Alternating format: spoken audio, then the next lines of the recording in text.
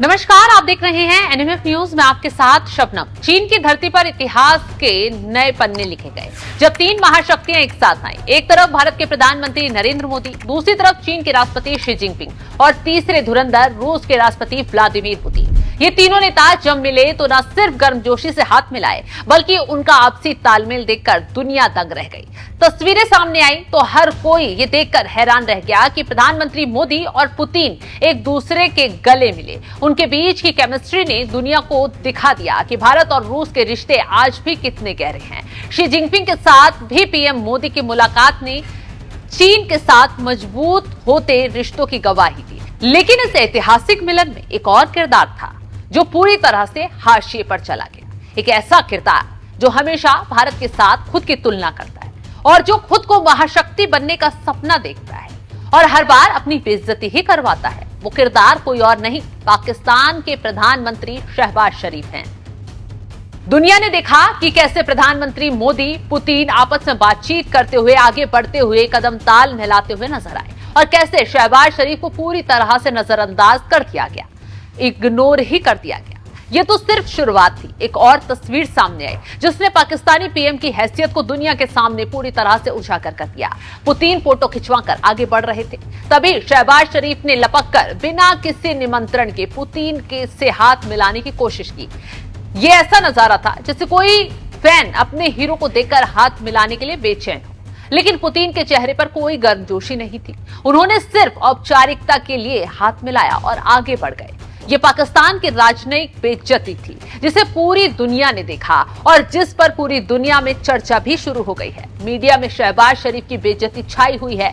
हर कोई इसी बात का जिक्र कर रहा है कि तस्वीर तो देखिए, शहबाज शरीफ कैसे पहले तो बिल्कुल बदहवास से खड़े नजर आ रहे हैं और फिर उसके बाद दूसरी तस्वीर में वो भागते हुए पुतिन से हाथ मिलाने के लिए बेताब नजर आ रहे हैं। जिस समय पूरी दुनिया में भारत की ताकत की चर्चा हो रही थी, उस समय भारत में एक राजनीतिक दल ऐसा था जो इस सफलता को पचा नहीं पा रहा था। वो कोई और नहीं है, कांग्रेस है। कांग्रेस जो हर मुद्दे पर मोदी सरकार को घेरने का कोई मौका ही नहीं छोड़ती। उसने इस बार भी अपनी राजनीति के लिए झूठ के पुलिंदे चमकाने की कोशिश। तुरंत झूठ बोलते हुए कांग्रेस प्रवक्ता सुप्रिया श्रीनेत मैदान में आई और ट्वीट कर दिया, ऐसा ट्वीट जिसने पूरे देश को हैरान ही कर दिया। उन्होंने पाकिस्तान की बेइज्जती की तस्वीर को मोदी सरकार की विफलता बता दिया और पाकिस्तान की तारीफ करने लगी। वो कैसे, पहले आपको बताते हैं। जिसमें वो लिखती हैं, पाकिस्तान की कितनी औकात बढ़ गई है। पुतिन ने रुककर आतंकी मुल्क पाकिस्तान के प्रधानमंत्री शहबाज शरीफ से हाथ मिलाया।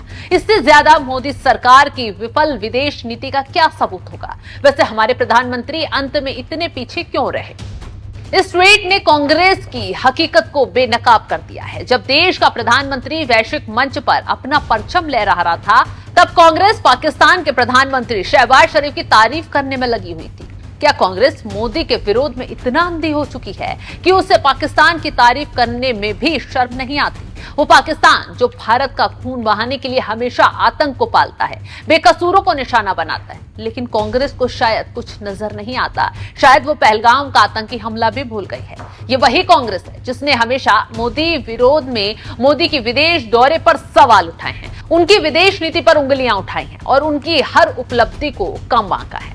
ये यहाँ नहीं, कांग्रेस की पोल खोलने के लिए पन्ने पलटते हैं और चिट्ठा खोलकर पूरा इतिहास भी खंगालकर बताते हैं कि कब कब कांग्रेस ने मोदी विरोध में कुछ भी बोल दिया। जब प्रधानमंत्री मोदी 2014 में अमेरिका गए थे तो तत्कालीन राष्ट्रपति बराक ओबामा ने उनका गर्मजोशी से स्वागत किया था, लेकिन कांग्रेस ने इस पर सवाल उठाया, ओबामा ने क्यों एक भारतीय प्रधानमंत्री का इतना सम्मान किया।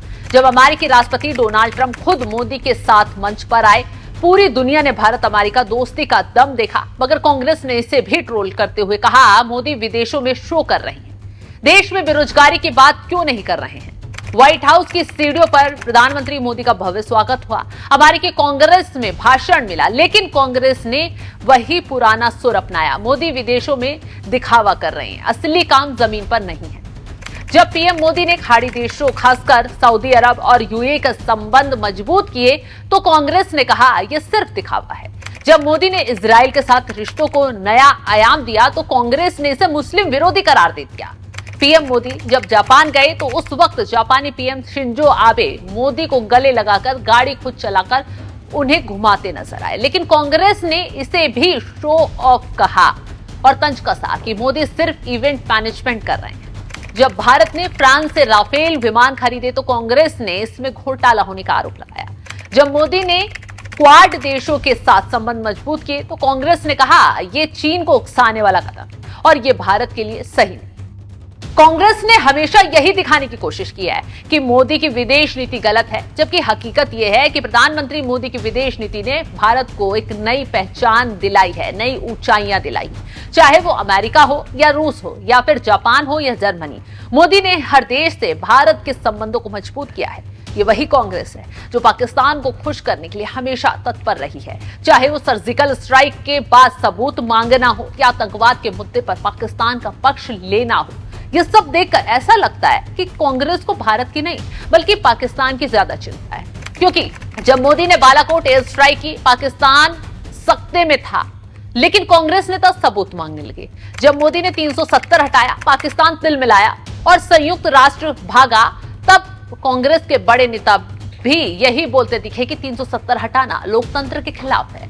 अब विदेश नीति की हर तस्वीर में कांग्रेस पाकिस्तान के नैरेटिव को तवज्जो देती दिखाई दे। मोदी जहां दोस्ती बढ़ाते हैं, कांग्रेस वहीं दुश्मनी का नैरेटिव बनाने लगती है। मोदी जहां भारत की ताकत दिखाते हैं, कांग्रेस वहीं मजाक उड़ाने लग जाती है। और मोदी जहां पाकिस्तान को नीचा दिखाते हैं, कांग्रेस वहीं मजाक उड़ाने लग जाती है। और मोदी जहां पाकिस्तान को नीचा दिखाते हैं, कांग्रेस वहीं उसे औकात दिखाने और दिलाने की कोशिश में लग जाती है। यही वजह है कि जब भी मोदी सरकार कोई बड़ी उपलब्धि हासिल करती है तो कांग्रेस को दर्द होने लगता है और अपने इसी दर्द पर कांग्रेस चारों तरफ से घिर जाती है, अपने ही हाथों अपनी बेइज्जती करवाती है। जैसे ही इस बार हुआ, सोशल मीडिया पर लोगों ने सुप्रिया सुनीत को बुरी तरह से घेर लिया। ट्विटर पर एक यूजर ने तो सुप्रिया सुनीत पर तुरंत तंज कसते हुए लंबा चौड़ा पोस्ट लिख दिया और कहा, सुप्रिया जी सारा दिन अपने दिमाग में, दिल में इतना नफरत लेकर कैसे रहती हो?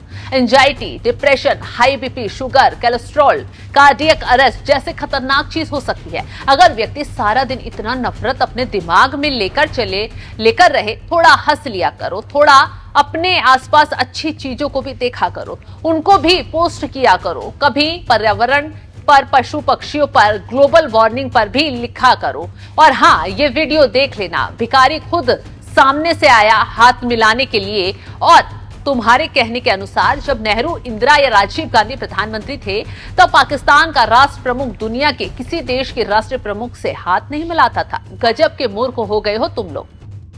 ये तो शुरुआत है। कांग्रेस को आईना दिखाने वालों की सोशल मीडिया पर लाइन ही लग गई है। यहाँ एक और यूजर ने तंज कसते हुए आगे लिखा है, वो आया था हाथ मिलाने, सोचा कब तक झूठ फैलाएगी। देवेंद्र पटेल नाम के एक और यूजर ने तुरंत सुप्रिया सुनीत को आड़े हाथों लिया और तंज कसते हुए लिख दिया, गाली वाली आंटी पाकिस्तान से इतना खुश क्यों होती है? इसको भारत की ताकत क्यों नहीं दिखती? हमेशा देश विरोधी ही बोलती हैं।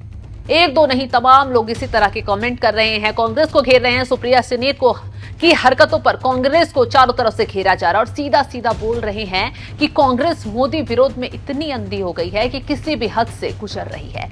किसका विरोध करना है, किसकी तारीफ करनी है, ये भी नहीं देख रही। पाकिस्तान की ही तारीफ इसलिए करती है कि पाकिस्तान की तारीफ कर मोदी को घेर सके, लेकिन मोदी विरोध में अब कांग्रेस को ही मुंह की खानी पड़ गई। फिलहाल जिस तरीके से सुप्रिया सुनीत ने सोशल मीडिया पर पोस्ट किया पाकिस्तानी पीएम को लेकर और भारतीय पीएम को उन्होंने दबाने की, गिराने की कोशिश की, उसको लेकर आप क्या कुछ राय रखते हैं? कमेंट बॉक्स में जरूर बताइएगा।